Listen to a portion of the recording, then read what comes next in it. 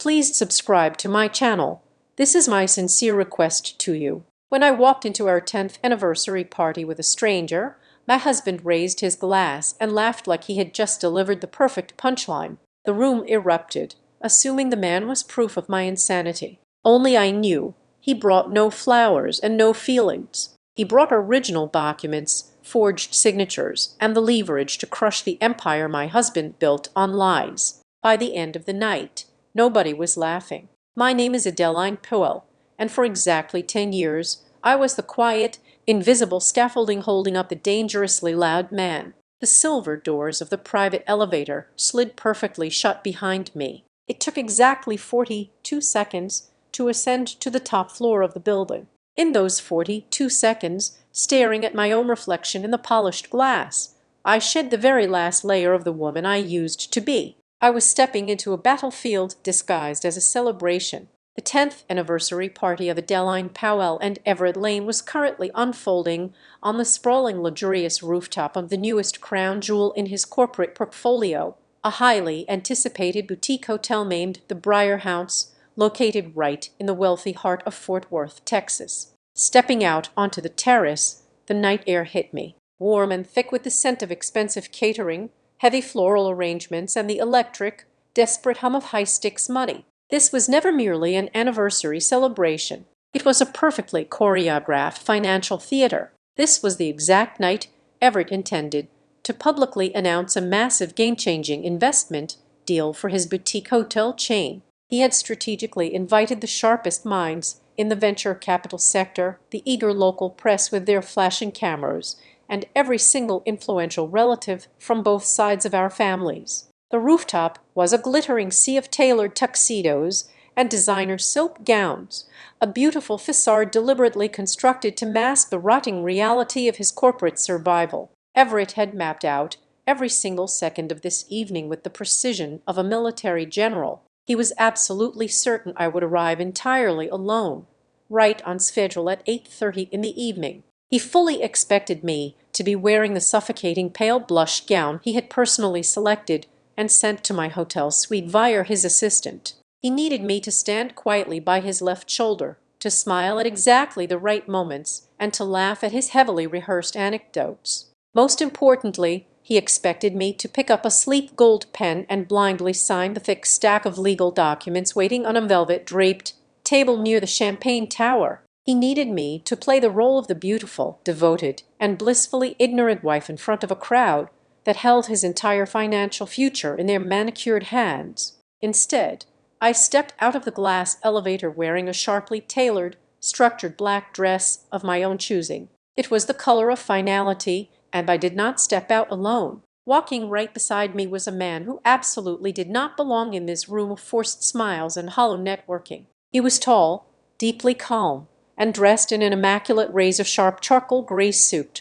He did not look at the glittering skyline, nor did he politely acknowledge the passing waiters carrying silver trays. His gaze was level, clinical, and completely detached from the opulent circus surrounding us. In his left hand, he casually gripped a remarkably thin leather document folder. It did not hold much physically, but what it contained was heavy enough to bring down this entire building and everything Everett had built inside it. Across the terrace, standing at the absolute center of the crowd, Everett held a sleek silver microphone he was holding caught as he always did, basking in the absolute center of attention. When his eyes finally locked onto me, his charismatic, blinding smile faltered for a microscopic fraction of a second. He saw the black dress. He saw the man standing beside me. I watched the sharp intake of breath expand his chest, but Everett was a creature of pure survival and ego. His public relations instincts violently kicked in. He quickly raised the microphone, a perfectly practiced, mocking smirk pulling at the corner of his mouth. He leaned forward and projected his deep voice over the smooth, unassuming jazz playing in the background. "Well, look at that," Everett boomed, the sound echoing off the glass walls. "Introducing your boyfriend." The reaction from the crowd was instantaneous. Everett had always known exactly how to command a room, how to make people feel like they were part of an exclusive inside joke. A wave of laughter erupted across the rooftop. They all naturally assumed the strange man at my side was just a bizarre prop in another one of Everett's legendary eccentric comedic performances. They thought I was the punchline. His mother, Celeste Lane, laughed first. Her laugh was sharp, cutting, and carried the specific aristocratic cruelty she had always reserved entirely for me. For 10 years, she had treated me less like a daughter-in-law and more like an unpaid, easily replaceable administrative assistant. Right beside her, his younger sister, Briar Lane, loudly echoed the sound. Briar's eyes were bright with the thrilling, addictive rush of my public humiliation, and hovering near the edge of the stage, hiding in plain sight by a massive ice sculpture, was Piper Sloane. She was 26 years old, holding the entirely fabricated title of brand strategist, wearing a dress that cost significantly more than her stated annual salary. She was his hidden mistress within the company. Piper pressed her crystal champagne flute tightly to her lips, fighting a deeply satisfied, venomous smirk. She honestly thought she was watching the chaotic unraveling of a broken woman. She thought I had finally lost my mind. I did not flush. I did not nervously touch my hair. I did not raise my hands to frantically explain myself. I offered absolutely no defense. I simply stood there, my posture completely straight, my hands relaxed by my sides, and looked directly into my husband's eyes. I held his gaze for 1 beat, then 2, then 3. I let the silence stretch out thick and incredibly heavy, letting the pure, unfiltered reality of my presence wash over him. I did not blink. I watched the slight beat of sweat begin to form at his left temple. I watched the way his knuckles slowly turned stark white around the base of the microphone. I stared until the silence became a physical suffocating weight in the room. Slowly, the loud laughter across the rooftop began to thin out. It did not stop all at once, but died in agonizingly slow ripples. The wealthy venture capitalists from New York stopped smiling, their sharp instincts catching the sudden shift in the wind. The local reporters slowly lowered their glasses, their eyes darting between Everett and me. Even the jazz band faltered, the saxophone missing a crucial beat as the suffocating tension choked the air. The collective realization that this was absolutely not a scripted joke began to ripple violently through the affluent crowd. The warm Texas air on the rooftop grew instantly, paralyzingly cold. The man standing beside me did not wait for a polite invitation. He did not seek permission to speak. He simply took exactly 1 step forward, radiating a terrifying absolute professional courtesy. He extended his right hand toward the stunned silent group, his voice cutting through the remaining whispers like a steel blade slicing through cheap silk. "Evan Shore," he stated clearly, his tone entirely devoid of emotion. "I am with Adeline." He offered no further explanation. He did not list his extensive legal credentials, nor did he aggressively declare his intent to the crowd. But those few words were more than enough. The entire room seemed to physically sag under the sheer weight of his presence. The arrogant, charismatic charm completely and totally drained from Everett's handsome face, instantly replaced by a sudden, sharp and uncontrollable panic. His eyes darted frantically from Evan's calm face down to the thin leather folder, and in that split second the beautiful, expensive illusion of his life cracked wide open. Everett opened his mouth, his mind racing, desperate to drag the narrative back under his control, desperate to quickly craft another booming joke to blindly patch the massive hole in his sinking ship. But right before he could speak, right before he could try to pull the wool over the eyes of the city one last time, my mind quietly pulled away from the glittering rooftop. Because the story of my absolute victory did not begin tonight, to understand exactly how we arrived at this brutal public execution, you have to rewind the clock. You have to go back exactly 6 months, back to a quiet, unassuming Tuesday when I was still foolishly holding on to the naive belief that my marriage was simply going through a temporary, difficult cold spell, completely blind to the fact that I was standing right in the middle of a slaughterhouse. I am 34 years old. I spend my days working as a senior contracts administrator at Northline Grid Systems, a massive, highly regulated energy infrastructure corporation. My professional life is built entirely on the rigid foundation of verifiable facts, binding indemnity clauses, and the absolute mitigation of severe financial risk. I spend 8, to 10 hours a day staring intently at dual glowing monitors, hunting down obscure legal loopholes, and ensuring that every single corporate obligation is explicitly defined in black and white. It is an incredibly demanding, utterly unglamorous job that requires a mind stripped of all emotion and focused purely on structural integrity. I am paid a very good salary to see the disastrous collapse before it happens. I am paid to know exactly what people owe each other when everything falls apart. Everett Lane is a man who operates in a completely different universe. He is the kind of man who can walk into a crowded, skeptical room and instantly make every single person in it believe he is the exact answer to their most desperate prayers. He is classically handsome, radiating a magnetic, undeniable confidence that draws people toward him like gravity. When he speaks, he uses the smooth, commanding cadence of a man who has never lost a negotiation or a bet in his entire life. He sells a beautiful illusion, a curated lifestyle, a feeling of absolute, untouchable luxury.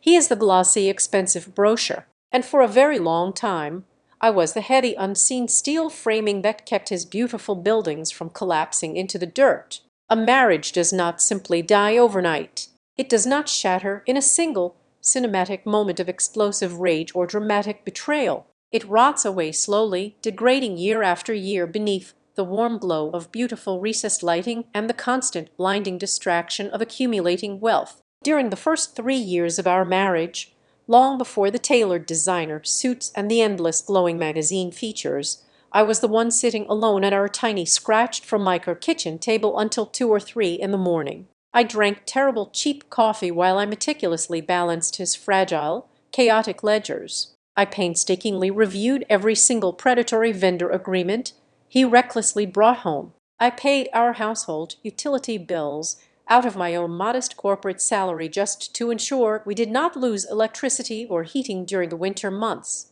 And when his very first boutique venture was bleeding cash and teetering on the absolute brink of total bankruptcy, I made a choice that sealed my fate. I quietly liquidated the $82,000 my grandmother had left me in her will. It was my only safety net, my only piece of independent security. I poured every single cent of that inheritance directly into his failing startup. It was the crucial financial lifeline his business desperately needed to survive the quarter. I gave it to him without hesitation, without demanding a formal equity stake, because that is what I naively believed a true partnership required. However, as that single struggling, distressed property miraculously expanded and transformed into the wildly lucrative regional hospitality chain known today as Lane and Older Collective, a very subtle, insidious shift began to occur inside our home. Everett began to systematically rewrite our shared history. Whenever we attended sprawling networking dinners or sat down for interviews with local business journals, the narrative seamlessly morphed.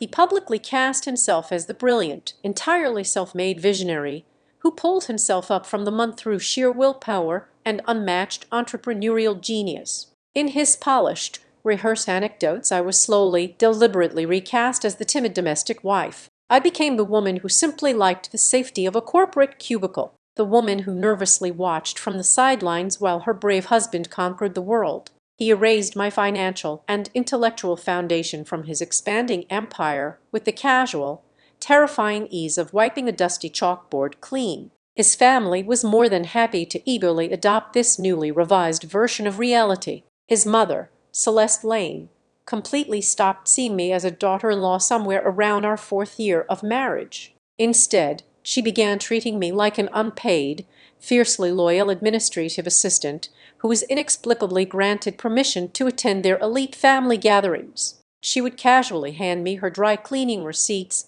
demand I organize her tedious personal charity galas, and dictate her complicated holiday seating arrangements as if these mundane tasks were explicitly written into my marriage vows. His younger sister, Briar, was even less subtle with her disdain. She aggressively leveraged her brother's rapidly rising corporate profile as a lucrative launch pad for her own desperate social media fame. She floated through the lobbies of his boutique hotels, constantly demanding free room upgrades, complimentary premium spa services, and exclusive VIP treatment from the exhausted staff during a particularly chaotic family Thanksgiving dinner last year. I stood quietly in the hallway and overheard her talking to a wealthy potential investor. She casually laughed, swirling her expensive wine, and stated that I possessed absolutely no brand energy. She claimed I was far too remarkably bland and hopelessly corporate to stand next to a rising titan like her brother. She viewed me as a liability to their aesthetic. Over time, I was forced to confront the chilling realization that I had been entirely stripped of my title as an equal partner. I was no longer a wife in this marriage. I was a highly functional living prop. I was the solid, unmoving, and deeply respectable foundational piece that made Everett look incredibly stable and trustworthy to the conservative banking institutions and private equity firms he constantly courted for capital. I provided the necessary illusion of a grounded, reliable family man. This toxic dynamic became painfully obvious when we briefly discussed our upcoming milestone. I had asked him for a quiet, deeply private weekend trip to the coast, just the two of us, to honestly celebrate 10 years together, away from the deafening noise of his company. Everett shot the idea down before I could even finish my sentence. He paced aggressively across the expensive hardwood floor of our massive master bedroom, waving his hands in the air with profound irritation. He firmly declared that this specific milestone had to be a highly strategic night for the family brand. He looked at me not as a husband looking at his life partner, but as a ruthless CEO looking at a marketing asset that urgently needed to be leveraged for maximum public relations impact. That was the exact moment the cold, unspoken distance between us solidified into a physical, unbridgeable chasm. Soon after that conversation, over the last several months, Everett started coming home at midnight or sometimes 1 or 2 in the morning. He always confidently blamed the grueling schedule of endless networking dinners, investor meetings, and aggressive expansion planning. But my entire world is built on observing the tiny glaring inconsistencies that other people happily ignore. When I gathered his discarded suit jackets to take to the dry cleaners, I caught the undeniable cloying scent of an unfamiliar, overly sweet perfume clinging stubbornly to the expensive wool lapels. Whenever I calmly sat him down and asked him about the lingering scent, the missing hours, or the sudden, unexplained distance between us, he never panicked. He never got angry or defensive like a normal, guilty man. Instead, he just laughed. He chuckled softly, gently, patting my shoulder, looking down at me with a sickeningly patronizing pity. He looked at me as if I had just voiced the most ridiculous, deeply childish fear imaginable. He weaponized his immense charm to gaslight me, to make me feel completely insane for simply observing the blatant reality right in front of my face. Yet, as the agonizing weeks dragged on, the deepest, most suffocating anxiety taking root in my chest did not stem from the mundane, ugly possibility of him sleeping with another woman. In the affluent circles we moved in, infidelity was common. Infidelity was entirely predictable. A tired cliché I could easily navigate, document, and eventually divorce him over. The sheer terror that kept me lying awake, staring blindly at the dark ceiling night after night was vastly different. I knew exactly how Everett's mind worked. I knew the precise, ruthless way he structured his corporate acquisitions and hostile takeovers. The chilling intuition creeping slowly down my spine whispered a terrible, undeniable truth. It told me that the late nights, the sweet perfumes, and the dismissive, mocking laughter were all merely a calculated smoke screen. My husband was not just having a trivial, reckless affair. He was methodically preparing something vastly larger, infinitely colder, and profoundly more dangerous. He was secretly shifting the tectonic plates of our entire existence. And I knew, with absolute terrifying certainty, that I was standing squarely on the fault line, completely blind to the financial trap slowly closing around my neck. It arrived at exactly 3:00 in the afternoon on a completely unremarkable Tuesday. The Texas sky outside my home office window was a flat, glaring blue, and the neighborhood was wrapped in the quiet, expensive hum of private landscaping crews. I was deeply engrossed in my work, carefully drafting a severe risk assessment matrix for a commercial substation project. My mind entirely focused on municipal utility codes and liability waivers. The sudden sharp ring of the front doorbell shattered my concentration. The delivery driver standing on my porch did not hand me a casual package. He handed me a thick, stiff cardboard envelope that required a direct physical signature. It was certified mail. The embossed return address sitting in the upper left corner read Stone Capital, a highly aggressive mid-tier commercial lending and private equity firm operating out of Dallas. I walked back into the kitchen, the heavy envelope feeling strangely cold in my hands. I sliced the thick paper open with a silver letter opener and pulled out a dense stack of legal documents. My eyes scanned the boilerplate text with the detached clinical efficiency of a woman who reads indemnification clauses and breach of contract penalties for a living. It was a formal notice of impending maturity. The letter detailed a massive commercial bridge loan, a heavily leveraged financial instrument set to come due in a matter of weeks. The jargon was thick, designed to confuse the average reader, but to me it was a perfectly clear language. I read down the first page without any real concern, assuming it was simply another piece of corporate mail sent to our home address by mistake. But halfway down the second page, resting quietly beneath a bold subheading regarding secured assets and collateralized spousal guarantor obligations, my heart violently slammed against my ribs.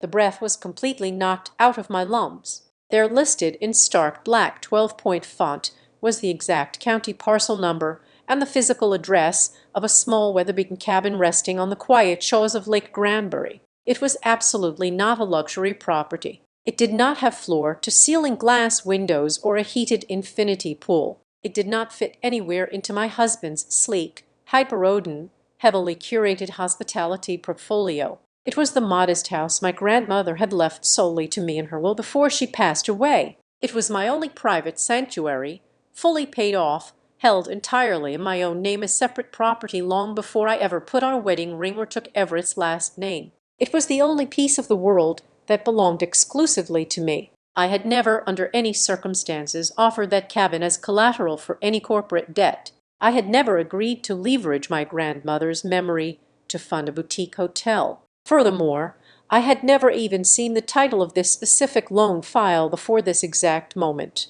When Everett finally walked through the front door at 8 that evening, I was still sitting motionless at the massive marble kitchen island. The document was smoothed out flat under the harsh, bright pendant lights. I watched him drop his leather briefcase and loosen his silk tie.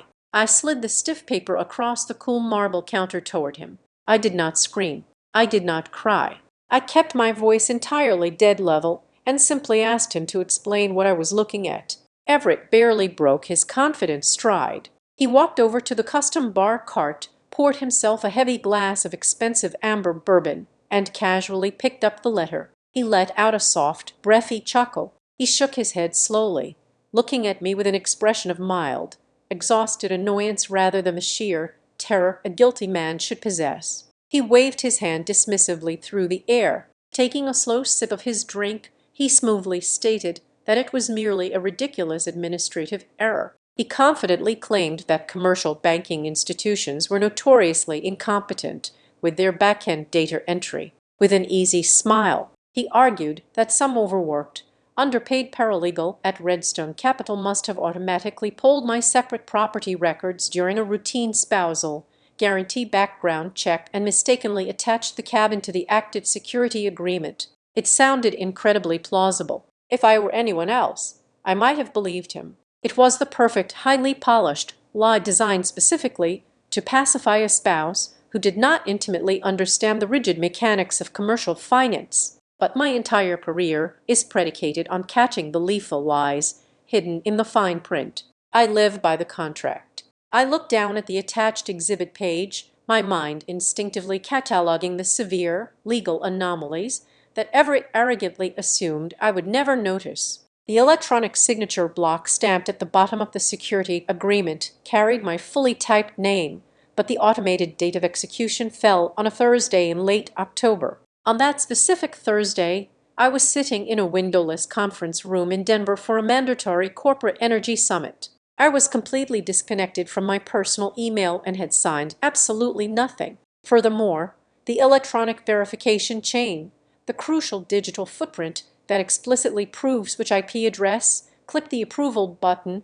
did not originate from my home network or my secure corporate server, and squarely in the middle of the borrower hierarchy, acting as a buffer between Everett's holding company and the lender, was a newly formed limited liability company I had never once heard of before. None of these specific data points aligned with any of the standard formation documents I had actually signed in the past. This was not a clerical typo made by a lazy bank employee. This was a deliberate, highly structured, multilayered fabrication. I looked back up at him. I told him clearly and firmly that I needed to see the original unredacted loan file immediately. I demanded the full security agreement, the operating addendums, and the complete notary log. The charming, easygoing veneer vanished from his handsome face in a fraction of a second. His jaw tightened instantly, the muscles ticking dangerously beneath his skin. He slammed his crystal glass down onto the marble counter, the heavy thud echoing through the quiet kitchen.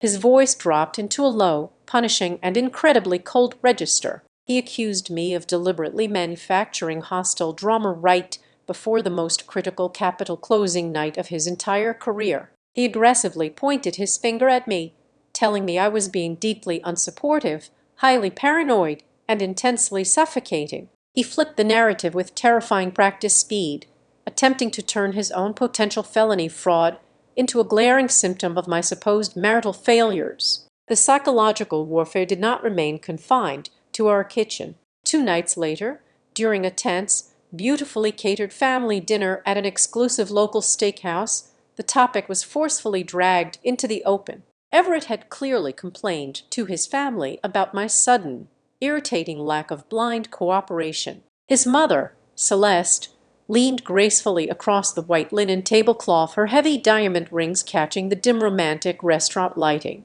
She lowered her voice into a tone of conspiratorial intimacy that felt exactly like cold poison. She gently patted my hand, offering a tight, bloodless smile. She calmly lectured me that men who built massive empires sometimes have to pivot flexibly, in the dark, to keep things afloat. She told me that a truly smart, valuable wife is a woman who inherently understands exactly when it is time to look away and simply let her husband steer the ship. She elegantly framed his financial deceit as a necessary heady burden of male genius that I was simply too rigid to understand. Sitting directly next to her, slicing into a medium-rare steak, Breyer let out a loud theatrical sigh. She rolled her heavily made-up eyes and muttered that if I kept acting like a rabid investigative corporate accountant inside my own home, I was going to completely kill the forward momentum and the positive energy of the family brand. She made it sound as though demanding basic legal consent over my own inherited property was a toxic, embarrassing personality flaw. I sat there quietly at the table, sipping my red wine, listening to the 3 of them seamlessly weave a twisted, alternate reality. They were a united front, an impenetrable fortress of delusion, entitlement, and shared complicity. They truly believed that because I had been quiet for 10 years, I was permanently weak. They thought I would eventually back down to preserve the peace, just as I always had. At night, lying in the suffocating darkness of our sprawling master bedroom, listening to the steady, arrogant breathing of the man sleeping soundly beside me, I made a silent, irrevocable decision. I realized that arguing with a man who rewrites reality is a total waste of breath. When the sun came up the next morning, I did not argue with him. I did not bring up the lake house. I did not ask for the original Redstone Capital file again. I simply smiled over my morning coffee, adjusted his expensive tie, and told him I hoped his investor meetings went incredibly well. I let him believe he had decisively won. I let him believe his smooth, aggressive words and his family's coordinated psychological pressure had successfully forced me back into my quiet, perfectly compliant little box. But beneath the calm surface, the obedient, supportive wife was officially dead. In her place was a senior contracts administrator who had just been handed the most important, hostile audit of her entire life. Everett had always deeply underestimated my profession. He thought my daily work was painfully boring. He never realized that my job was entirely about hunting down the truth and gathering irrefutable concrete proof to destroy the opposition. That afternoon I stopped talking. I stopped asking questions, and I started doing the exact thing my husband never truly understood the immense danger of. I began to quietly, methodically, and ruthlessly document absolutely everything. The following Wednesday morning, I did not brew a second pot of coffee or linger near the kitchen island waiting for a morning kiss that felt more like a strategic deployment. Instead, I logged into my corporate portal, formally requested 4 hours of personal leave, and drove my sedans straight into the sprawling, brutalist concrete belly of the county records building. I bypassed the civil courts and walked directly into the property deeds division.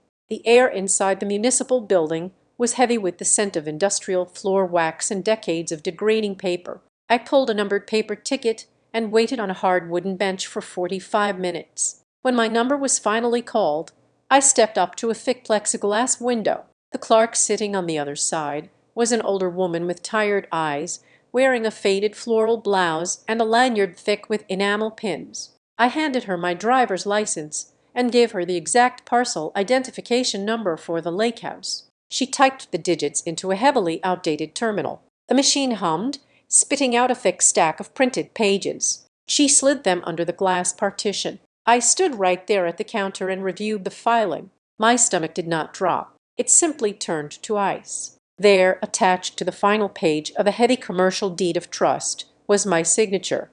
It was not a clumsy manual forgery. It was a flawless digital reproduction, perfectly replicated down to the slight drag of the letter A. Worse, it was officially stamped with a digital notary seal. Legally, on the surface, it was ironclad, but if I traced the digital breadcrumbs, my professional instincts flared.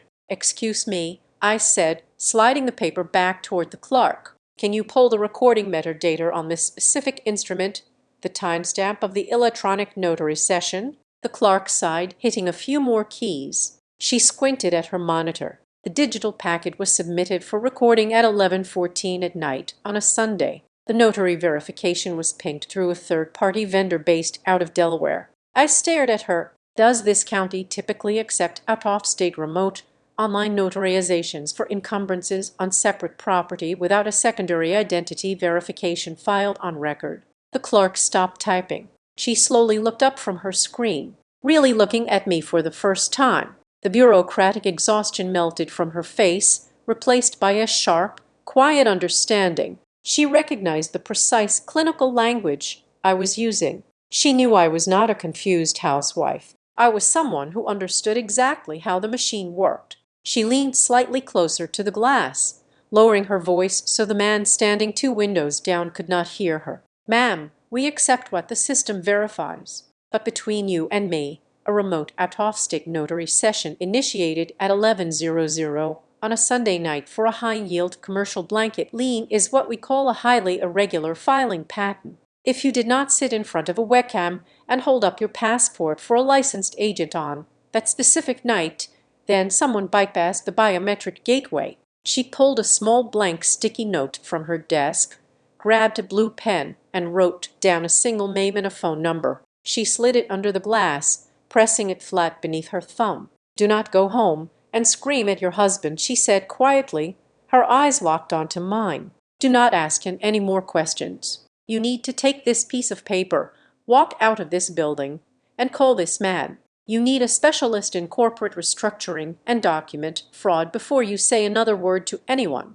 That is exactly how I found Evan Shore. His office was not located in one of the glittering glass-paneled skyscrapers wherever at least his executive suites. Evan worked out of a restored brick building on the industrial edge of the city. There were no abstract paintings in his lobby, no espresso machines, and no aggressively attractive receptionists paid to make clients feel wealthy. There were only rows of heavy oak filing cabinets and the quiet, intense atmosphere of absolute focus. When I was shown into his office, he did not offer me platitudes. He did not ask me how I was feeling or offer me a tissue. He was tall, wearing a simple charcoal gray suit, his demeanor radiating a chilling, steady calm that instantly grounded my spiraling thoughts. That total lack of emotional performativity made me trust him immediately. I sat down across from his heavy wooden desk and pushed the certified letter in the printed county records toward him. Evan did not speak for 14 solid minutes. He read every single line, his eyes tracking the dense paragraphs of the security agreement. He flipped back and forth between the signature blocks, the notary stamps, and the corporate entity structure. When he finally looked up, his expression was completely unreadable. "Where were you on the night of October 12th?" he asked. His voice was flat, carrying no accusation, only a demand for factual data. "I was in Denver," I replied instantly, "at a mandatory corporate compliance summit for my firm.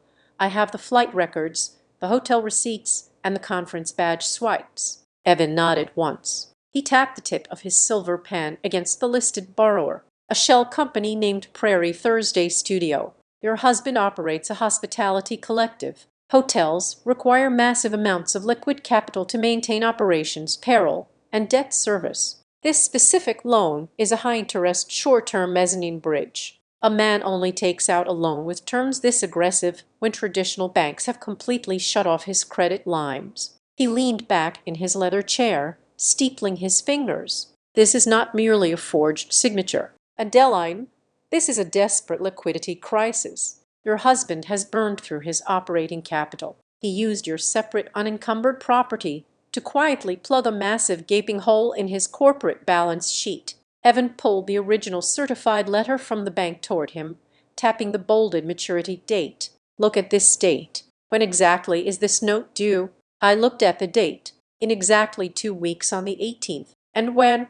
Evan asked softly, his eyes narrowing slightly. "Is your 10th anniversary party? The large event your husband is actively pushing." The realization hit me with the force of a physical blow. The air rushed out of my lungs. The night of the 17th, the gears finally clicked together, locking into place with a terrifying absolute clarity. The lavish rooftop party at the Briar House. The aggressive guest list filled with venture capitalists and local financial reporters. The desperate need for me to wear the right dress and stand quietly by his side. It was never a celebration of our marriage. It was a highly orchestrated, incredibly expensive theatrical production. "He is throwing a party on the eve of a catastrophic default," Evans stated, articulating the nightmare I was just beginning to see. He invited the lenders and the investors to a grand opening to create a blinding illusion of absolute financial health. He needs them to see a stable, successful man with a loyal wife and a thriving business.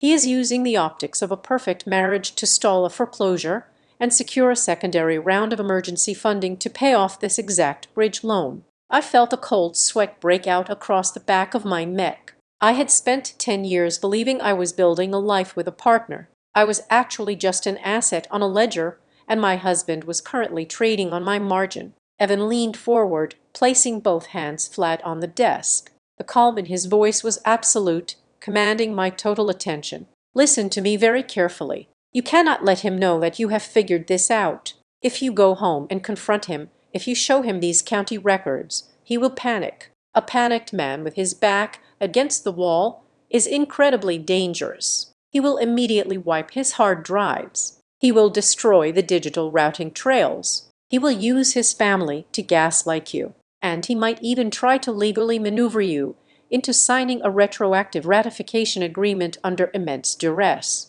"So what do I do?" I asked, my voice remarkably steady despite the earthquake happening inside my chest. "You do exactly what he expects you to do," Evan replied. "You go home, you smile, you agree to go to the party, you let him believe he has successfully managed the situation. And while he is busy picking out the catering menu and rehearsing his speeches, we are going to quietly dissect his entire empire from the inside out." I walked out of Evans Shore's office and stepped back into the blinding Texas sunlight. The heat radiating off the asphalt felt incredibly grounding. For the first time in over 6 months, the heavy, suffocating fog of confusion completely lifted from my mind. I did not feel crazy anymore. I was not paranoid, and I was not losing my grip on reality. I was standing perfectly straight on solid ground.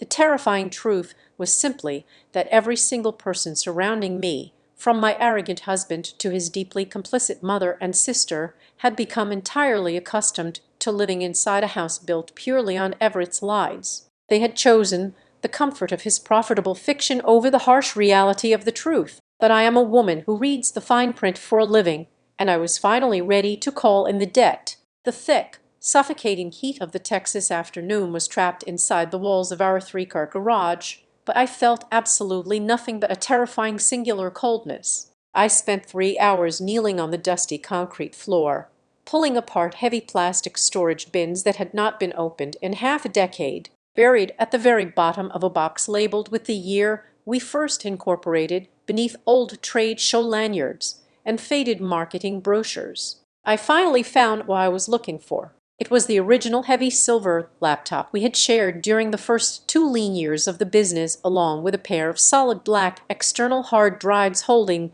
the entire archived history of our digital lives. I carried the hardware back into the house, locked my office door, and plugged everything into my dual monitors. The old machine groaned to life, the fan roaring loudly in the quiet room. I bypassed the outdated login screen using a password Everett had long forgotten, and I began to dig. Infidelity in its most basic form is simply an emotional betrayal. It is the smoke blowing through the hallways of a broken home. But I was not looking for love letters or tragic, tearful confessions. I was looking for the actual fire, and I knew exactly where it burned. The fire was entirely contained within the general ledger. I started pulling the scanned vendor contracts and cross-referencing them against the archived email chains. Almost immediately, a glaring, ugly anomaly surfaced on the screen. Over the past 8 months, there was a consistent, massive hemorrhage of capital flowing directly out of the primary operating account and into a completely unknown agency named Prairie Thursday Studio. The invoices were aggressively vague, listing things like strategic brand repositioning and conceptual media consulting. There were absolutely no attached deliverables, no campaign metrics, and no tangible products, just clean, steady transfers of tens of thousands of dollars every single month. I opened a secure browser and pulled the state registry records for the limited liability company. It took me exactly 4 minutes to trace the registered agent profile. The corporate address was a luxury high-rise apartment building located straight in the center of the downtown district. It was the exact same building where Piper Sloan lived.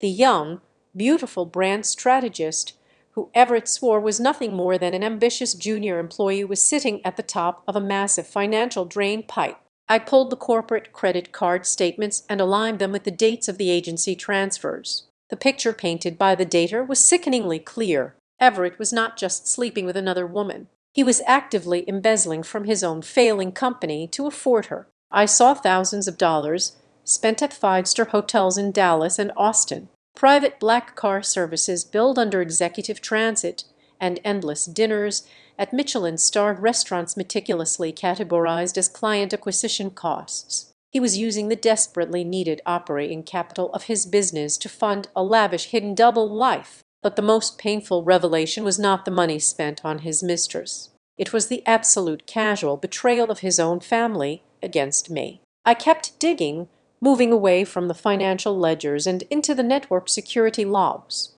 I needed to know exactly how my digital signature had been hijacked for the fraudulent loan documents Evan and I had discovered. I accessed the administrative backend of my old electronic signature account, a profile I had stopped using years ago, but never formally deactivated.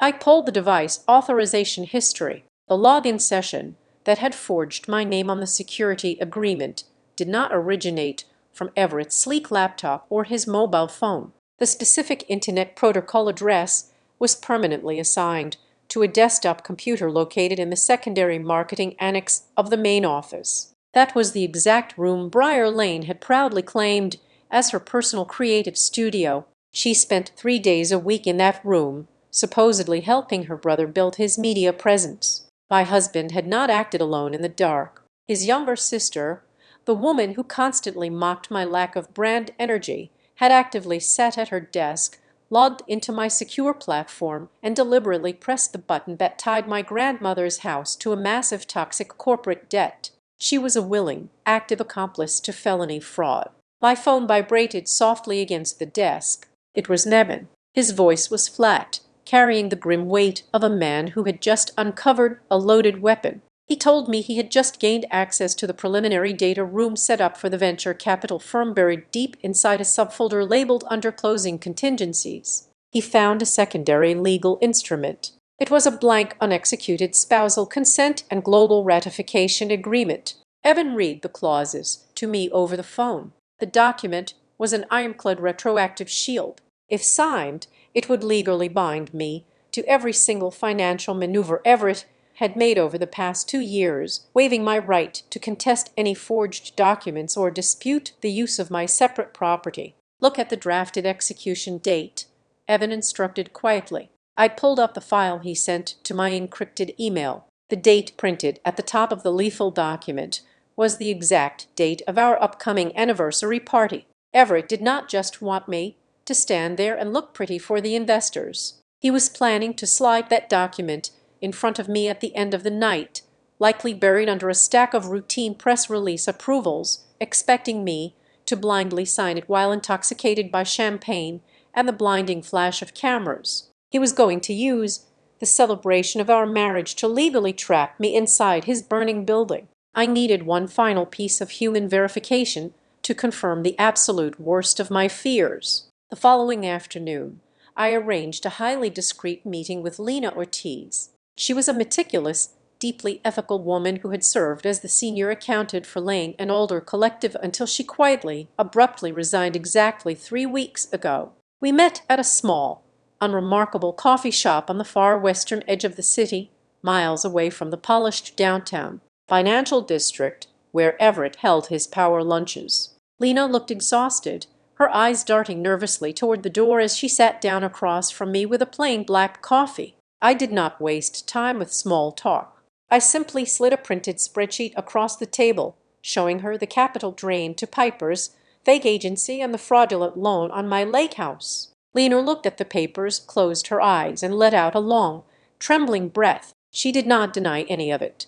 Instead, she leaned forward and quietly confirmed that the entire cash flow of the company had been a meticulously maintained hallucination for nearly an entire year. She told me that Everett had completely exhausted his traditional credit lines. He was aggressively floating vendor payments by 90 days, shifting money between different property accounts in a desperate, illegal shell game just to make the bi-weekly payroll. The company was drowning in toxic high-interest mezzanine debt. He is living entirely on the promise of this upcoming venture capital close, Lena whispered, her voice tight with residual panic. If that specific deal does not go through, the entire collective will default. The banks will seize the properties. The employees will not get their paychecks, and he will be completely wiped out. He needs those investors to believe he is an absolute rock. I sat back in my chair, the ambient noise of the coffee shop completely fading away into a hollow ringing in my ears. The final massive twist of the knife slid perfectly into place. The lavish anniversary party on the rooftop of the Breyer house was never intended to be a celebration of our 10 years together. It was never about honoring the vows we took or the life we had built. The entire event was a highly calculated, desperately necessary piece of financial theater. Everett was using our marriage, our supposed stability, and my quiet, unblemished reputation as the ultimate piece of collateral to convince the venture capitalists that his life was perfectly in order. He needed them to look at me and see a safe, secure investment. He needed me to stand completely still, smiling in the perfect dress, so he could continue to steal everything I had. But as I gathered the explosive documents and thanked Lena for her bravery, I knew my husband had made one fatal, catastrophic miscalculation.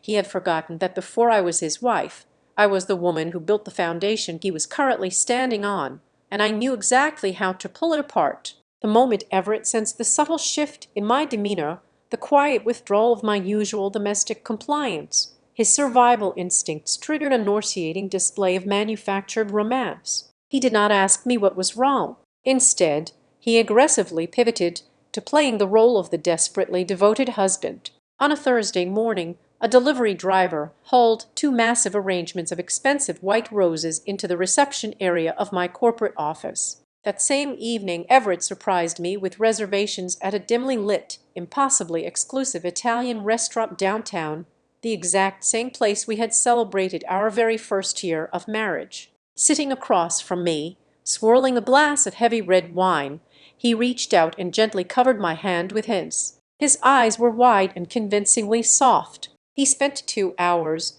weaving a beautiful nostalgic tapestry of our early struggles, deliberately reminding me of the late nights we spent dreaming about the future. He spoke with such intense manufactured sincerity that had I not spent the previous 48 hours dissecting his fraudulent ledgers, I might have actually believed him. When we returned home, he led me into the kitchen and proudly unrolled a massive set of architectural blueprints across the marble island. It was a custom design for a sprawling 6-bedroom estate located in the most affluent gated community in the county. He pointed to the expansive wraparound porch and the dedicated home library he had specifically requested from me. He painted a vivid picture of our glorious future, actively selling me a multi-million-dollar dream house. Fully aware that we were currently standing on a mountain of toxic, hyper-leveraged debt that was just days away from a catastrophic implosion, he needed me to be completely intoxicated by the illusion of absolute security. The psychological containment strategy did not stop with him.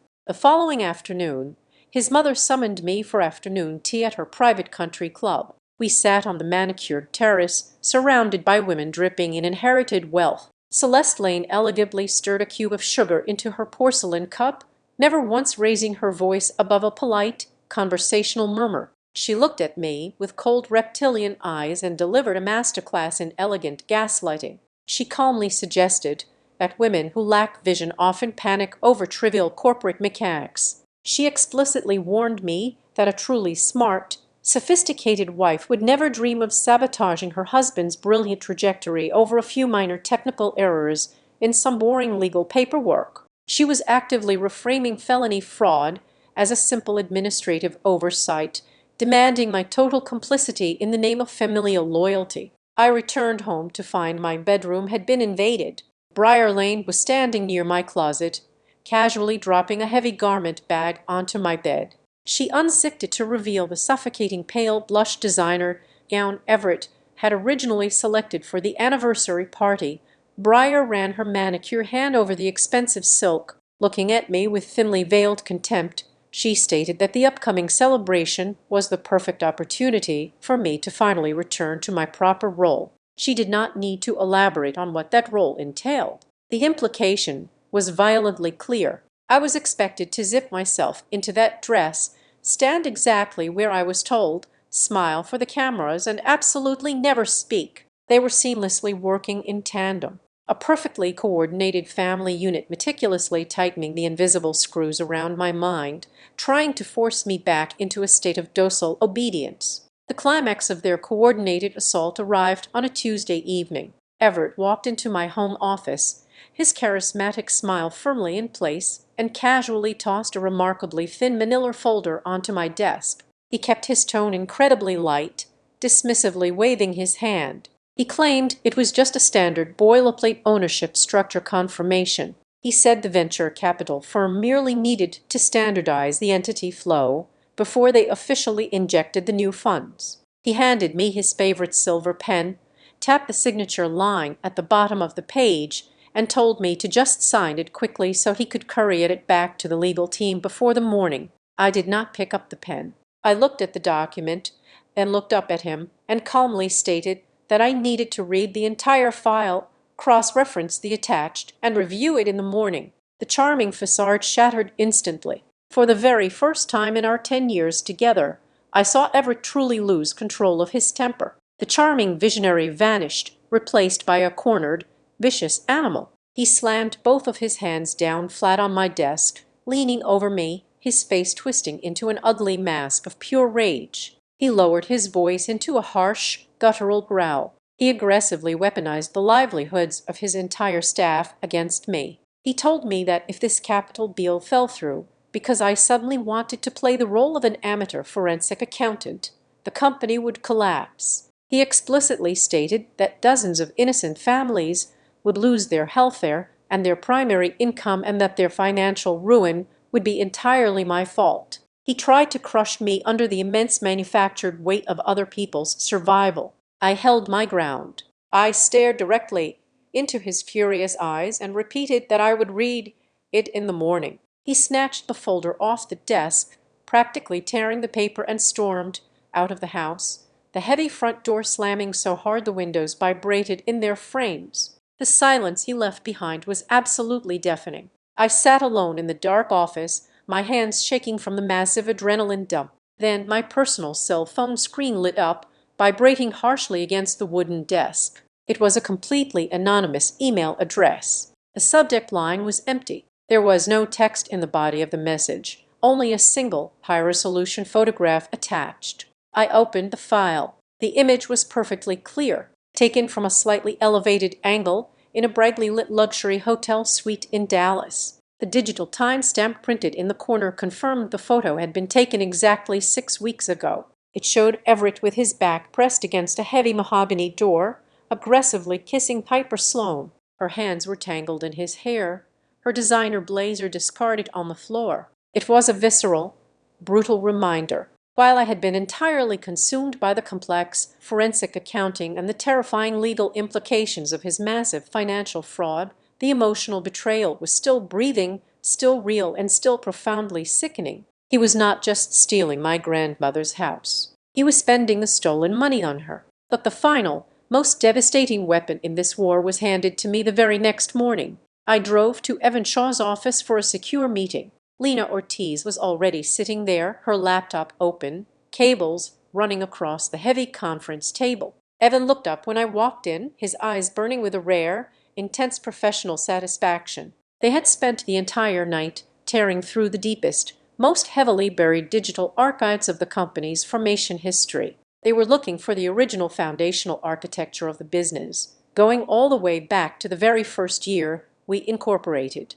Evan turned his monitor toward me. Displayed on the screen was a scanned copy of the absolute original operating agreement for the primary holding company. It was the document we had signed at our kitchen table almost a decade ago. "Read Section 4, Paragraph 2, Evan instructed, his voice remarkably sharp. I leaned in and read the legal text. It explicitly detailed the $82,000 I had injected into the failing startup, but it was the specific classification of those funds that changed the entire landscape of the war. It was never categorized as a simple marital loan, Lena explained quietly, tapping the screen. It was a direct capital contribution with a mandatory repayment clause and an attached interest yield. The contract explicitly states that until your initial capital was fully refunded with the agreed-upon interest, your foundational equity in the company could absolutely never be diluted, transferred, or dissolved. I stared at the screen, my mind racing to process the massive legal implications. He never paid me back. He never formally bought out my initial stake. Exactly, Evans said, leaning forward, his hands clasped tightly together. Everett simply created new limited liability companies. He shifted the assets around and publicly acted like you were just a silent, supportive spouse with no actual claim to the corporate entity. He completely ignored the foundational contract. But ignoring a legal reality does not erase it. The gravity of the situation slammed into me like a freight train.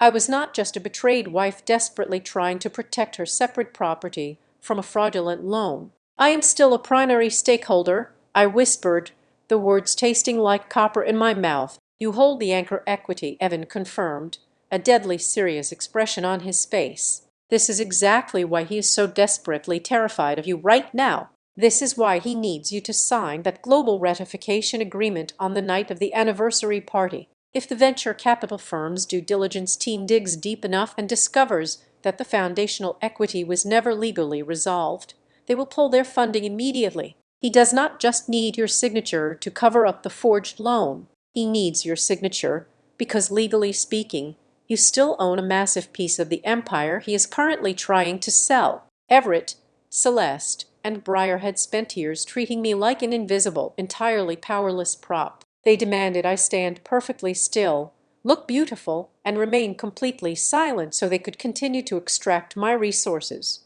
But they had made a fatal, arrogant mistake. They forgot that the quiet woman sitting in the corner was the one holding the original deed to the ground they were standing on. The digital archives Lena and Evan had uncovered provided the road map, but to execute a flawless legal strike, I needed the physical artifact. I waited until Everett left for a weekend golf retreat, a trip he ostensibly took to court a minor regional investor. I drove to a secure climate-controlled storage facility on the industrial outskirts of the city. Deep inside our rented unit, stacked far behind discarded mid-century furniture from our very first cramped apartment, was a heavy plastic tote labeled entirely in my distinct handwriting. Inside, buried beneath faded tax returns and archaic utility bills, I found a thick manila folder. It contained the original wet ink operating agreement for the very first iteration of his company. It was the physical, legally binding document we had signed together at our scratched-formica kitchen table. I ran my fingers over the dark blue ink of his signature sitting right next to mine. I brought the document directly to Evan. He spread the crisp aged pages across his heavy mahogany desk. The text was incredibly archaic compared to the slick corporate structures Everett utilized now, but it was absolutely foundational. Section 4, paragraph 2, was exceptionally explicit. It stated in unambiguous legal terminology that until my initial capital contribution was refunded in its entirety along with a mandatory 8% preferred annual return, my ownership percentage could not be diluted, transferred, or dissolved under any circumstances. Furthermore, it contained a strict unyielding covenant. Absolutely no marital assets could be pledged as collateral without my direct notarized consent. Everett, high on his own rapid success and completely blinded by his own towering arrogance, had simply assumed he could paper over my existence. He genuinely believed that merely forming new holding companies, changing the legal entity names, and drafting internal unrecorded addendums would magically erase his severe financial obligations to his wife. But Evan meticulously dismantled his assumption. He confirmed that all of Everett's subsequent corporate restructuring lacked proper notarization, lacked my required signature, and contained massive fatal legal loopholes. Everett had built a towering skyscraper on a foundation he did not legally own. The thing he despised most about me, my rigid clinical obsession with airtight contracts and verifiable data, was the exact weapon that was going to tear his empire down to the studs. I stopped waiting for the axe to fall and started rapidly building my own fortress. On a quiet Monday morning, I walked into a completely different bank branch across town. I opened a new, entirely separate checking and savings account under my maiden name. I immediately redirected my corporate salary direct deposits, surgically cutting off my personal cash flow from our joint marital accounts. From there, I drove to the secure downtown vault and rented a heavy steel safe deposit box. I placed the original physical deed to the lake house inside along with my grandmother's vintage pearl necklace and her silver wedding band. I locked the door, effectively removing the last vulnerable pieces of my heart from his reach. But I needed a physical sanctuary, a place to breathe when the fallout inevitably choked the air. I found a small, charming townhouse in a quiet, established neighborhood in West Fort Worth. It had original hardwood floors, a small garden in the back, and thick brick walls. I signed a 12-month lease using only my name and my unblemished credit history.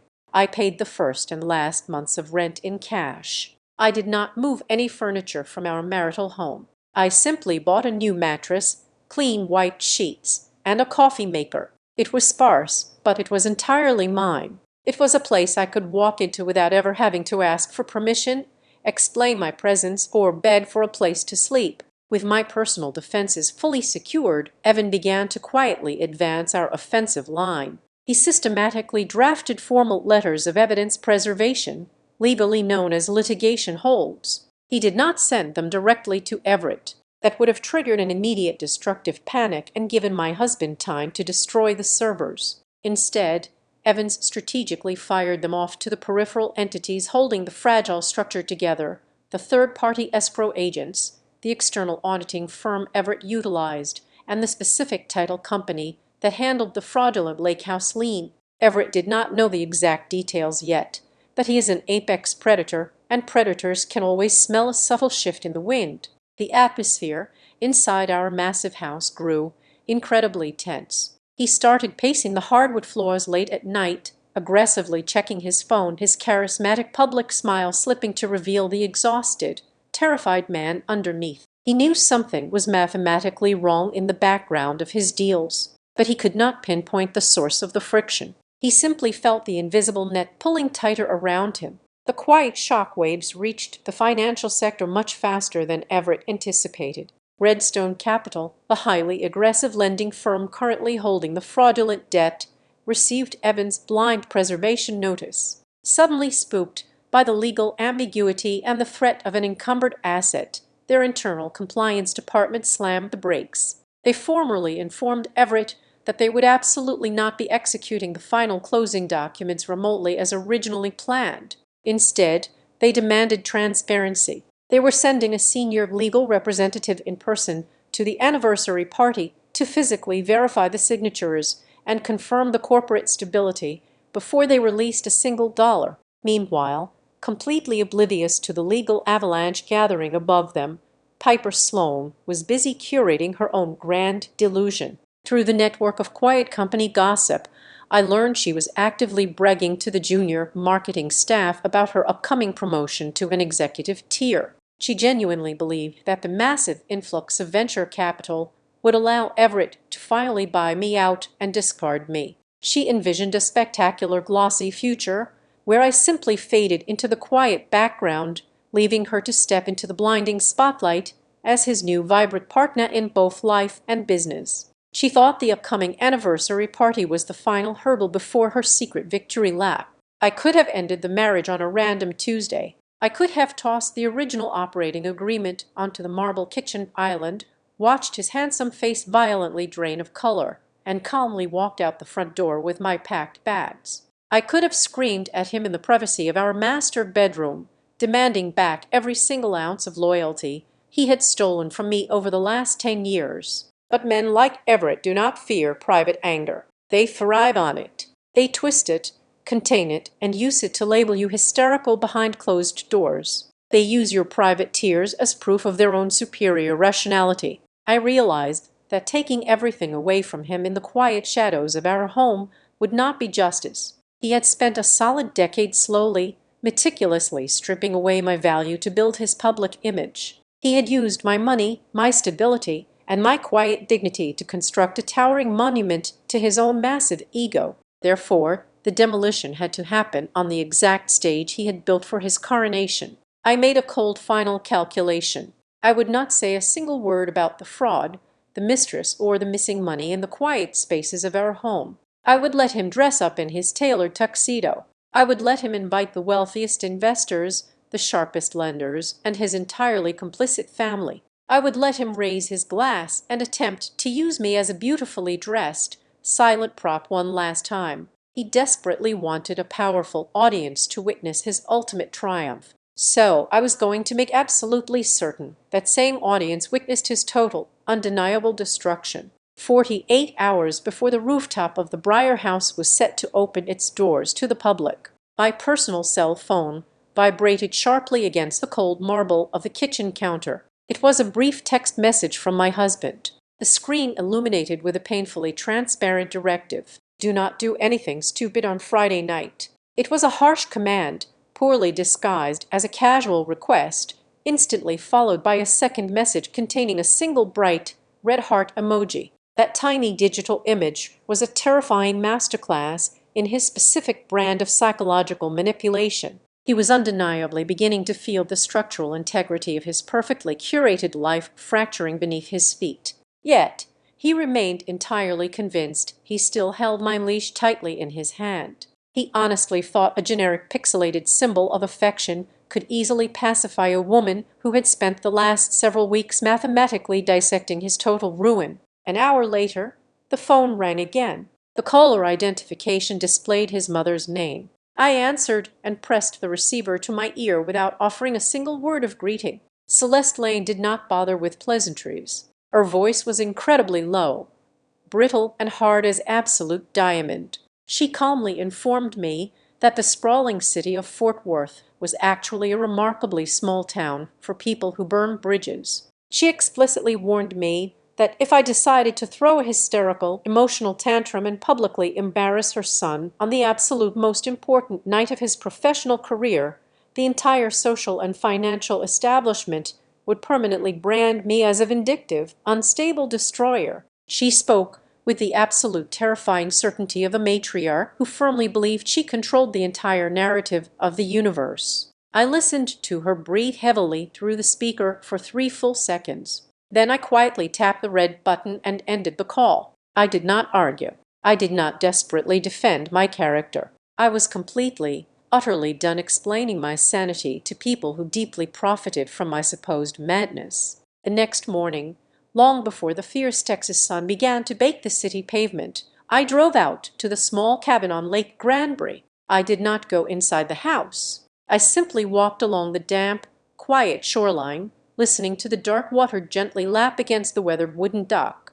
The morning air was incredibly still, offering a profound, necessary contrast to the chaotic, deafening noise of the Lane family machine. I thought deeply about my grandmother. She was a woman of remarkably few words, but her profound silence was never born of weakness or submission. She used to sit right on this exact porch and tell me that the absolute loudest person in any given room is almost always the one who is most deeply terrified of the cold truth. For 10 long years, Everett and his family had filled my entire existence with a suffocating volume of grand speeches, aggressive branding, and constant defensive chatter. They yelled so loudly because they desperately needed to drown out the quiet, persistent, undeniable sound of their own hollow reality. Standing perfectly still by the water, inhaling the clean scent of the wet earth, I finally understood the immense, terrifying power of remaining completely silent. By Thursday afternoon, the final lethal pieces of our ammunition were fully assembled and locked firmly into position. Lena Ortiz sent a heavily encrypted file containing the absolute masterpiece of her accounting career. It was a flawless, irrefutable timeline of the corporate cash flow. She had meticulously reconciled every single fabricated invoice, perfectly mapping the fraudulent digital signature trails directly back to the specific Internet Protocol address located inside Breyer's designated office space. The dense spreadsheet elegantly highlighted the massive, grotesque expenditures directed to Piper Sloan alongside a staggering, sickening list of personal luxury expenses the Lane family had illegally classified as corporate operational costs. Hundreds of thousands of dollars spent on designer wardrobes, private country club memberships, and lavish European vacations were laid bare in neat, undeniable rows of hard data. Simultaneously, Evans sent a brief, highly satisfactory update regarding the evening's guest list. The executive representatives from the High Water Hospitality Fund, the massive venture capital firm Everett desperately needed to survive the upcoming month, had formally confirmed their attendance. More importantly, the internal legal counsel for Redstone Capital had already boarded a commercial flight from Dallas to Fort Worth. They were absolutely not coming to drink champagne and celebrate a decade of marital bliss. They were coming to physically protect their highly leveraged, deeply vulnerable financial assets. The massive trap was completely set, and the arrogant prey had aggressively demanded to be the absolute center of attention. On the evening of the anniversary, the heady silence inside our sprawling house felt less like an ending and vastly more like the agonizingly quiet atmosphere right before a massive storm breaks the sky wide open. Everett had already left for the hotel several hours earlier to aggressively oversee the premium catering and actively manage the local press arrivals. He had confidently left the pale, blush designer gown hanging conspicuously on the outside of my closet door, naturally assuming I would dutifully step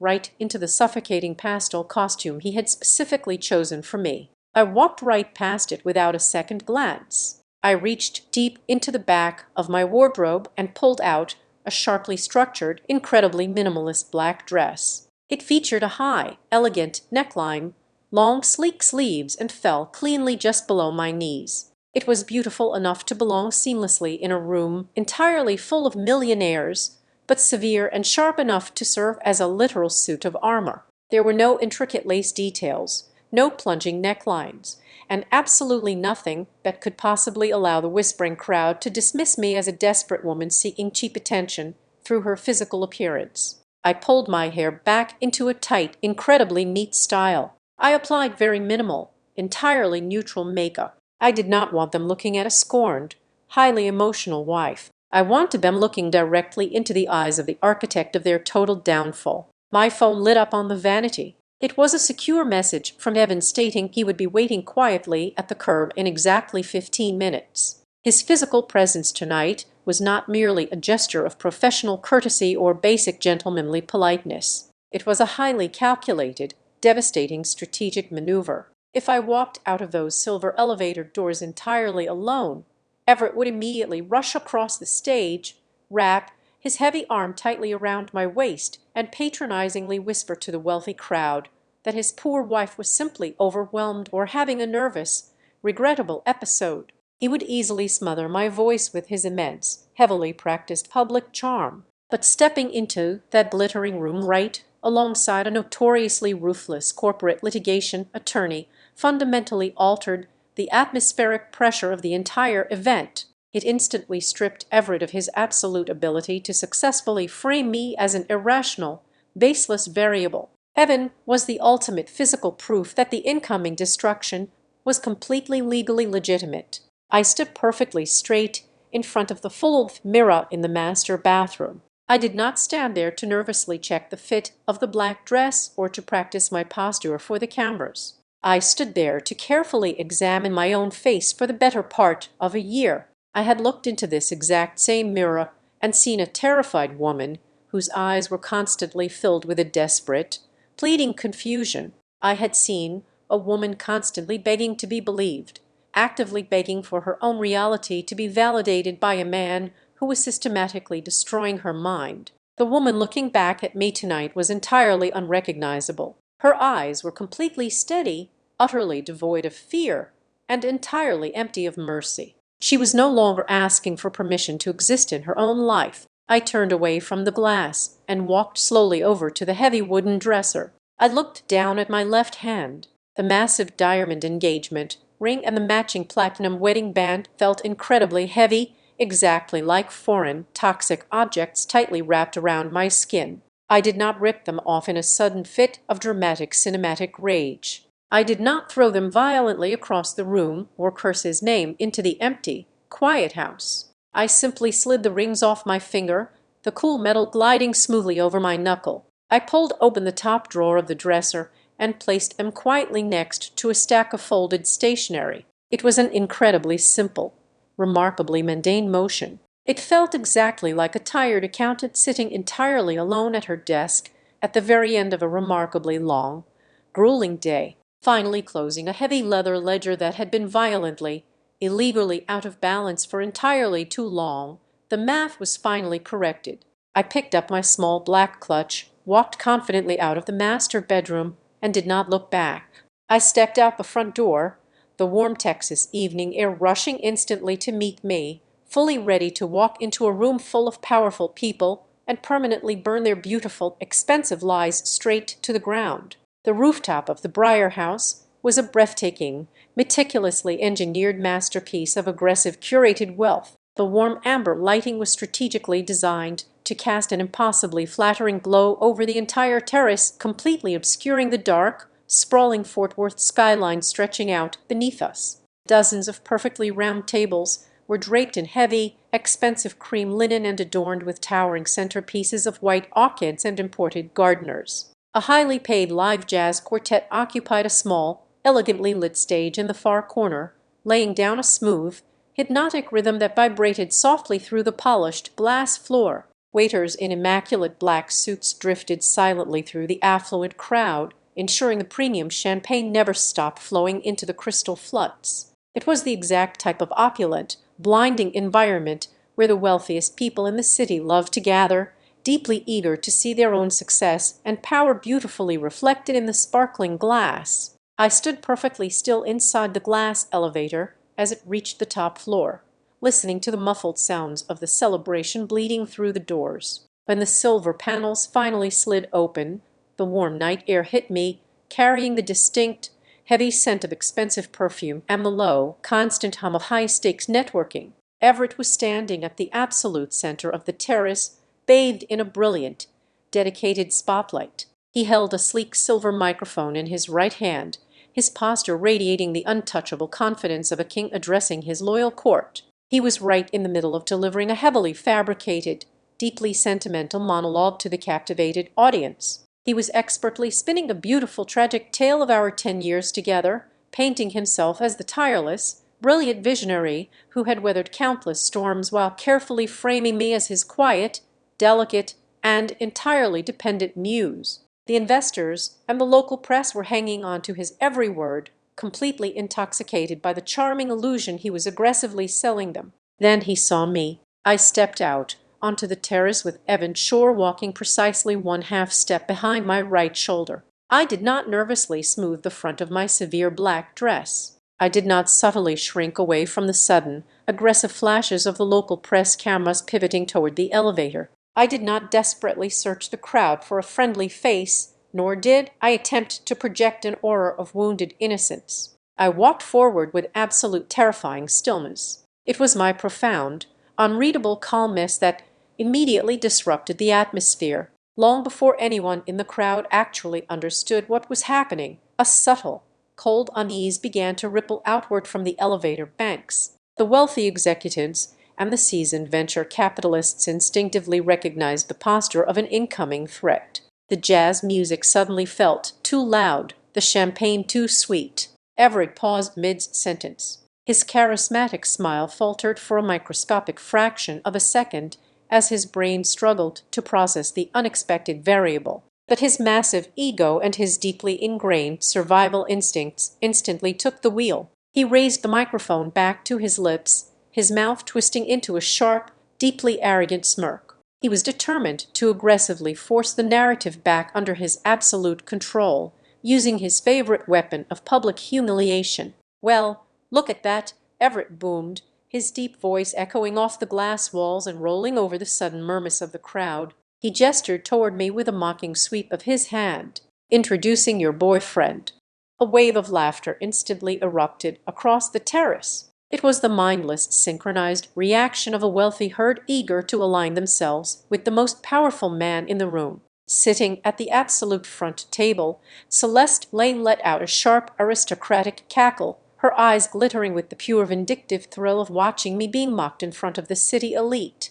Briar Lane threw her head back and laughed loudly, exchanging a deeply satisfied, knowing look with Piper Sloane, who was hovering near a massive ice sculpture. Piper pressed her manicured fingers to her lips, trying to conceal a wildly triumphant smirk, utterly convinced she was witnessing the final, pathetic collapse of my marriage. I did not flush with embarrassment. I did not yell over the lingering laughter or forcefully demand their attention. I simply walked forward until I was standing exactly 6 feet away from my husband. I held his gaze and let the silence stretch out for 2 full seconds, allowing his cruel joke to completely die in the heavy air. Then I spoke. I pitched my voice just loud enough to cut through the ambient noise, ensuring the executives seated at the most critical front tables heard every single syllable with terrifying clarity. "No, Everett," I stated, my tone entirely devoid of anger, flat and cold as a frozen lake. "This is the corporate litigation attorney who is currently helping me understand exactly why my forged signature is sitting on your commercial collateral." The laughter did not merely fade. It was violently assassinated. The silence that immediately slammed down onto the rooftop was absolute, physical, and suffocating. The jazz quartet abruptly stopped playing in the middle of a measure, the saxophone letting out a sharp, dying squeak. The clinking of crystal glasses ceased entirely. The physical reactions of the Lane family were instantaneous and catastrophic. Celeste Lane's perfectly contoured face drained of all color, turning a sickly translucent white as the sheer gravity of my words struck her. Her hands began to tremble so violently she had to set her wine glass down onto the cream linen tablecloth to keep it from shattering. Briar whipped her head around to stare at Piper, her previous amusement instantly replaced by wittied, unadulterated panic, and standing by the melting ice sculpture, Piper completely froze. For the very first time since she began sleeping with my husband, the young brand strategist realized she was absolutely not watching a pathetic, emotional scene orchestrated by a jealous, discarded wife. She was watching a highly calculated, lethal corporate execution, and she was entirely out of her depth. Evan Shore did not waste a single second of the profound shock paralyzing the room. He moved forward with the terrifying clinical precision of an apex predator executing a kill. He bypassed Everett entirely and walked directly toward the most important table on the terrace. He offered a remarkably polite, entirely professional nod to the senior representative from the Highwater Hospitality Fund. He turned and greeted the internal legal counsel from Redstone Capital, who was already sitting rigidly upright in his chair. Finally, he addressed the chairman of the board of Lane and Older Collective. Without raising his voice or making a single theatrical gesture, Evan simply reached into his thin leather briefcase and withdrew 3 heavy black binders. He placed one directly in front of each of the 3 men. The dull thud of the thick evidence hitting the table echoed loudly in the dead quiet of the rooftop. "Good evening, gentlemen," Evans said smoothly. "Contained within these files are the formal notices of evidence preservation, the forensic accounting timelines, and the original unamended operating agreement proving my client maintains a massive undiluted equity anchor in this entire collective. I highly suggest you review the disputed property liens before you sign any capital transfer authorizations tonight." Everett finally snapped out of his paralyzed state. His handsome face was flushed with a terrifying, desperate rage. He dropped the silver microphone onto the floor, the heavy thud causing several guests to physically flinch. He lunged forward, his hand shooting out to aggressively grab my forearm, his voice dropping to a frantic, vicious hiss meant, "Only for me." "Stop this right now," Everett commanded, his eyes wide with a manic, cornered desperation. "Let us go into the private lounge right now and handle this behind closed doors." I did not let him touch me. I took one precise step backward, cleanly evading his grasp, and I refused him in front of the entire city. "No, Everett." I projected my voice clearly, ensuring the entire breathless crowd heard my absolute refusal. "We will not go into a private room, and I will absolutely not sign another piece of paper for you while the original foundational documents, the missing operating capital, and the fraudulent property liens remain entirely in dispute." The chairman of the board, a man of immense financial power and absolutely zero tolerance for public scandal, slowly stood up from the table. He did not look at Everett with admiration and more. He looked at him with the cold calculating disgust of a man who realized he was standing far too close to a massive exploding bomb. The chairman had arrived tonight fully expecting to pop champagne and celebrate a massive public announcement. Instead, he placed his heavy hand firmly on top of the black binder Evan had just delivered. "Ladies and gentlemen," the chairman announced, his voice carrying the heavy, undeniable weight of absolute authority, "it appears there are severe legal discrepancies regarding the foundational architecture of this company. The investment announcement scheduled for tonight is formally suspended, effective immediately, pending an emergency, comprehensive forensic review of the entire corporate structure." The crowd erupted into a chaotic symphony of shocked gasps and frantic whispering voices. The local press immediately began snapping photographs at a furious pace, the blinding white flashes illuminating the sheer terror completely washing over my husband's face. Everett stood entirely frozen under the expensive ambient lighting. The massive glittering empire he had built entirely on a foundation of lies, rapidly collapsing into dust all around him. He looked out at the venture capitalists whispering furiously to each other, the bankers rapidly flipping through the black binders, and his family shrinking back in absolute horror. In that exact moment, the ultimate crushing realization finally hit him.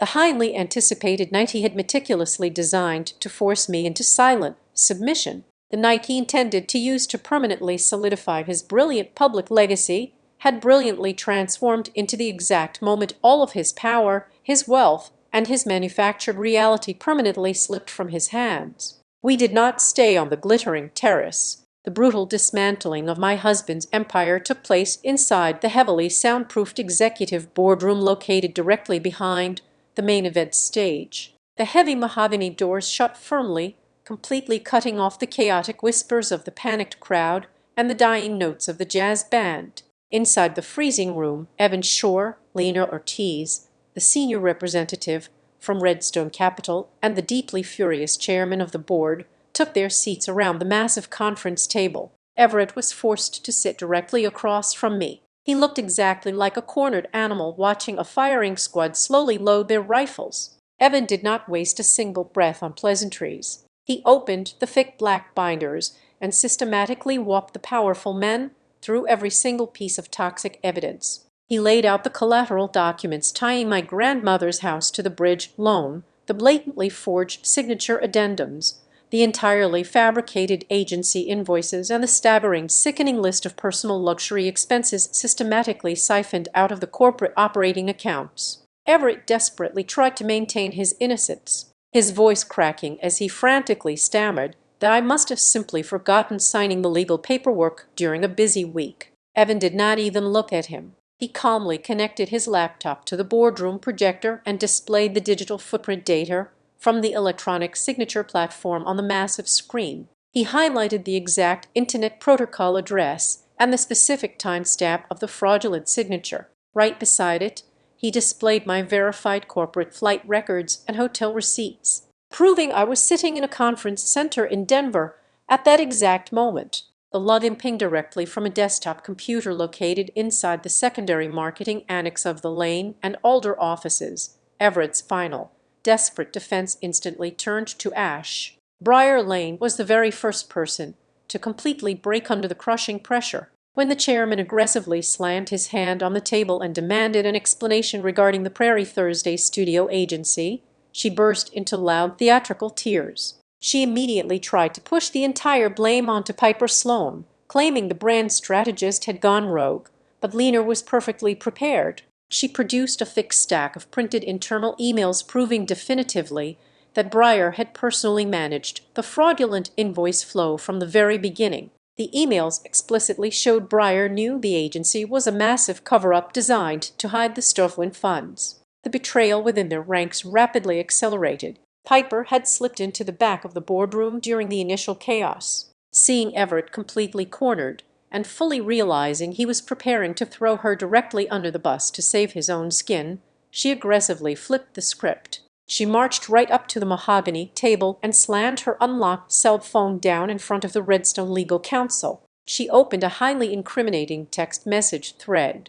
In those messages, Everett explicitly promised her a massive executive equity stake the very second the venture capital funds cleared the bank. Even worse, she showed them the exact text where he referred to me simply as the signature he needed at the right moment that night. Celeste Lane sat rigidly in her leather chair, desperately clinging to her fading aristocratic pride until Evan pulled up the corporate credit card reconciliations. Her dignified, untouchable facade violently shattered as the board reviewed the undeniable printed proof that her expensive home kitchen renovations, her lavish European vacations, and her high-end designer wardrobes were being entirely funded by the desperately needed operating capital of the business. She had been living exactly like royalty while the company illegally delayed payroll for the hotel housekeeping staff and stiffed their local vendors for months. Then Evan delivered the ultimate lethal twist. The room went completely silent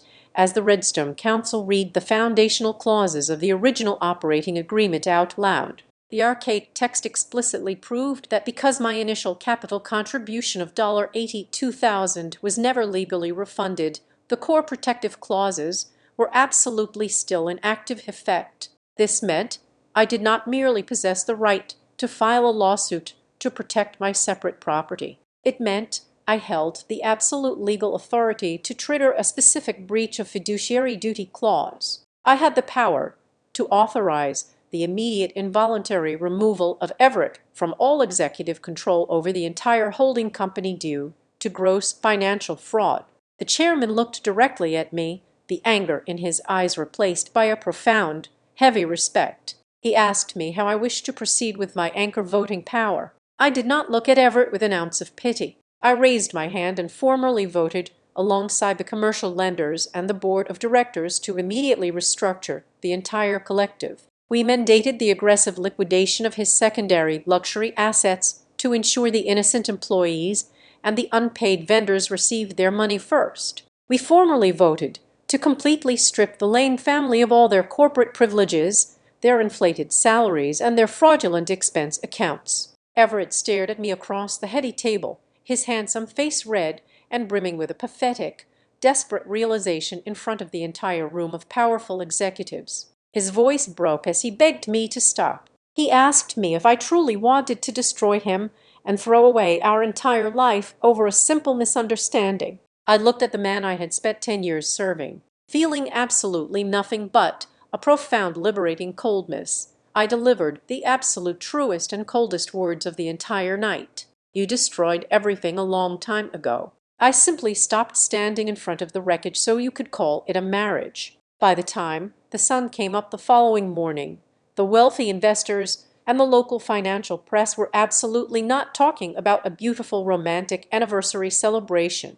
The entire city was buzzing with the explosive news of the completely frozen venture capital deal, the massive corporate fraud investigation, and the single devastating sentence that spread like wildfire through the Fort Worth elite. She did not bring a boyfriend. She brought a witness. Several quiet months have passed since that night. The deafening noise of the Lane family has completely faded from my reality. I am now living in my beautiful, quiet townhouse on the west side of the city. My grandmother's lake house remains entirely untouched and safely protected in my own name. I started my own independent contract consulting firm, specifically utilizing my forensic skills to help small businesses protect themselves from predatory corporate practices. On a cool Friday evening, I hosted a small dinner party. The guest list was incredibly short. It consisted entirely of Evan, Lena, and the few people who had actively chosen to stand by me when I was no longer a useful, silent asset to a powerful man. There were no flashing cameras, no expensive microphones, and absolutely no fabricated jokes at my expense. As we raised our glasses under the warm, simple glow of my dining room lights, I realized what true victory actually felt like. It was not a grand, explosive public display. It was the beautiful, absolute peace of finally owning my own life. Thank you so much for listening to my story. Please let me know in the comments where you are listening from so we can connect and share our thoughts together. I invite you to subscribe to the Azad Revenge Stories channel, like this video, and support me further by pressing the hype button so the story in this video can be heard by many more people. Thanks to all.